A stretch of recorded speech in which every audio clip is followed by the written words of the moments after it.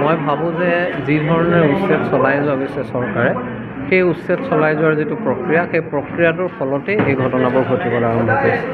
আপোনালোকক এতিয়া এইমাত্ৰ সংবাদমেল সম্বোধন কৰোঁতে আমি কৈছোঁ যে চৰকাৰে বনাঞ্চলৰ পৰা মানুহক উচ্ছেদ কৰাৰ সম্পূৰ্ণ অধিকাৰ আছে, কিন্তু উচ্ছেদ কৰাৰ পদ্ধতিটো কি হ'ব? কথাটো হ'ল সেইটো যে সময়ত তেওঁলোকক এটা আগতীয়াকৈ ন'টিচ দি, কিছু সময় দি, তেওঁলোকক চিফটিঙৰ কাৰণে ব্যৱস্থা কৰি, যদি পাৰে ক'ৰবাত অল্টাৰনেটিভ এৰেঞ্জমেণ্ট কৰি পুনৰ সংস্থাপন দি, এই প্ৰক্ৰিয়াটাৰ মাজেৰে যেতিয়া তেওঁলোকক তাৰ পৰা উচ্ছেদ কৰিব, তেতিয়া এইবোৰ ঘটনা নঘটে। কিন্তু সমস্যাটো হৈছে যে চৰকাৰে কোনো ধৰণৰ আগতীয়া ন'টিচ নিদিয়ে, হঠাৎ আহি তেওঁলোকক এতিয়া আজি মানে যুগ ধৰি এইবোৰ মানুহ তাতে বহুদিন ধৰি বসবাস কৰি আছে। প্ৰথমতে যিসকল মানুহে ইয়াত বসবাস কৰিবলৈ বহিলে, তেতিয়া ফৰেষ্ট ডিপাৰ্টমেণ্টে বনন্ত অধিকাৰীসকলে কি কৰি আছে? যিবিলাক মানুহে অধিকাৰীৰ দিনত এইদৰে মানুহ বহিলে, তেওঁলোকৰ বিৰুদ্ধে কিবা ব্যৱস্থা লোৱা হৈছেনে আজিলৈকে? তেওঁলোকৰ বিৰুদ্ধে কোনো ব্যৱস্থা লোৱা নাই। আজি হঠাৎ এই মানুহবিলাকক উচ্ছেদ কৰা হৈছে। ঠিকে আছে, বনাঞ্চলৰ পৰা উচ্ছেদৰ নিৰ্দেশ উচ্চ ন্যায়ালয়ে দিছে, কিন্তু উচ্চ ন্যায়ালয়ে কোৱা নাই নহয় তোমালোকে মানুহ মাৰি মেলি গুলিয়াই মেলি উচ্ছেদ কৰিব লাগিব বুলি।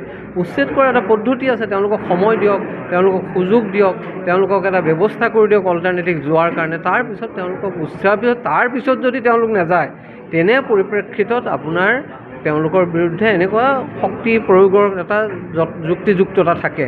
কিন্তু সেইবোৰ একো নকৰাকৈ যেতিয়া এই কামটো কৰা হ'ব, চাওক মানুহে বছৰৰ পিছত বছৰ ধৰি বসবাস কৰাৰ পিছত ঘৰ এখন যেতিয়া ভাঙি নিব, তেতিয়া সেই মানুহে কেনেকুৱা ধৰণৰ প্ৰতিক্ৰিয়া প্ৰকাশ কৰিব?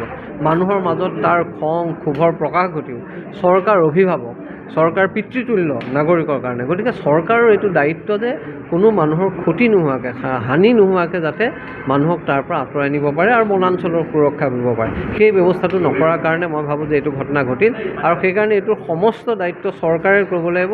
চৰকাৰে এই উচ্ছেদ চলাইছে কেৱল ৰাজনীতি কৰাৰ কাৰণে, আৰু এই উচ্ছেদৰ দ্বাৰা তেওঁলোকে কি কৰিছে যে তেওঁলোকে এই যে বৰদোৱাৰ, কাৰ্বি আংলং, কাজিৰঙাত খিলঞ্জীয়াক উচ্ছেদ কৰাৰ যিটো প্ৰক্ৰিয়া চলাইছে, সেইটোক লুকুৱাই ৰখাৰ কাৰণে, সেইটোৰ পৰা মানুহৰ মন আঁতৰ কৰাৰ কাৰণে আজি ধুবুৰীত এই উচ্ছেদ চলাইছে। মই ভাবোঁ যে যি ধৰণে উচ্ছেদ চলাই যোৱা গৈছে চৰকাৰে, সেই উচ্ছেদ চলাই যোৱাৰ যিটো প্ৰক্ৰিয়া, সেই প্ৰক্ৰিয়াটোৰ ফলতেই এই ঘটনাবোৰ ঘটিবলৈ আৰম্ভ কৰিছে। আপোনালোকক এতিয়া এইমাত্ৰ সংবাদমেল সম্বোধন কৰোঁতে আমি কৈছোঁ যে চৰকাৰে বনাঞ্চলৰ পৰা মানুহক উচ্ছেদ কৰাৰ সম্পূৰ্ণ অধিকাৰ আছে, কিন্তু উচ্ছেদ কৰাৰ পদ্ধতিটো কি হ'ব? কথাটো হ'ল সেইটো যে সময়ত তেওঁলোকক এটা আগতীয়াকৈ ন'টিচ দি, কিছু সময় দি, তেওঁলোকক চিফটিঙৰ কাৰণে ব্যৱস্থা কৰি, যদি পাৰে ক'ৰবাত অল্টাৰনেটিভ এৰেঞ্জমেণ্ট কৰি পুনৰ সংস্থাপন দি, এই প্ৰক্ৰিয়াটাৰ মাজেৰে যেতিয়া তেওঁলোকক তাৰ পৰা উচ্ছেদ কৰিব, তেতিয়া এইবোৰ ঘটনা নঘটে। কিন্তু সমস্যাটো হৈছে যে চৰকাৰে কোনো ধৰণৰ আগতীয়া ন'টিচ নিদিয়ে, হঠাৎ আহি তেওঁলোকক এতিয়া আজি মানে যুগ ধৰি এইবোৰ মানুহ তাতে বহুদিন ধৰি বসবাস কৰি আছে। প্ৰথমতে যিসকল মানুহে ইয়াত বসবাস কৰিবলৈ বহিলে, তেতিয়া ফৰেষ্ট ডিপাৰ্টমেণ্টে বনন্ত অধিকাৰীসকলে কি কৰি আছে? যিবিলাক মানুহে অধিকাৰীৰ দিনত এইদৰে মানুহ বহিলে, তেওঁলোকৰ বিৰুদ্ধে কিবা ব্যৱস্থা লোৱা হৈছেনে আজিলৈকে? তেওঁলোকৰ বিৰুদ্ধে কোনো ব্যৱস্থা লোৱা নাই। আজি হঠাৎ এই মানুহবিলাকক উচ্ছেদ কৰা হৈছে। ঠিকে আছে, বনাঞ্চলৰ পৰা উচ্ছেদৰ নিৰ্দেশ উচ্চ ন্যায়ালয়ে দিছে, কিন্তু উচ্চ ন্যায়ালয়ে কোৱা নাই নহয় তোমালোকে মানুহ মাৰি মেলি গুলিয়াই মেলি উচ্ছেদ কৰিব লাগিব বুলি। উচ্ছেদ কৰাৰ এটা পদ্ধতি আছে, তেওঁলোকক সময় দিয়ক, তেওঁলোকক সুযোগ দিয়ক, তেওঁলোকক এটা ব্যৱস্থা কৰি দিয়ক অল্টাৰনেটিভ যোৱাৰ কাৰণে। তাৰপিছত তেওঁলোকক তাৰপিছত যদি তেওঁলোক নাযায়, তেনে পৰিপ্ৰেক্ষিতত আপোনাৰ তেওঁলোকৰ বিৰুদ্ধে এনেকুৱা শক্তি প্ৰয়োগৰ এটা যুক্তিযুক্ততা থাকে।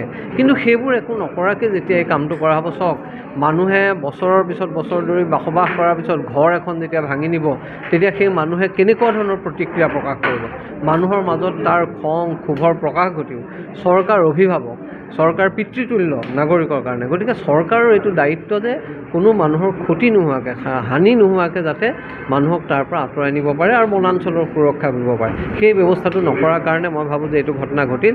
আৰু সেইকাৰণে এইটোৰ সমস্ত দায়িত্ব চৰকাৰে কৰিব লাগিব।